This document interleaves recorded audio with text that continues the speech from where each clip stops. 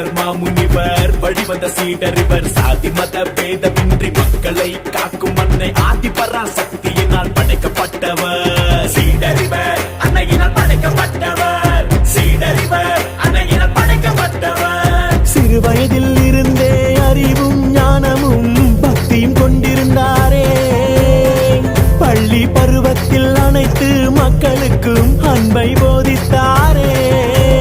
பக்தியும் கொண்டிருந்தார் அன்பையும் போதித்தார் அவர் எங்கள் பாபுஜி தான் சிவ சண்முக சுந்தர பாபுஜி தான்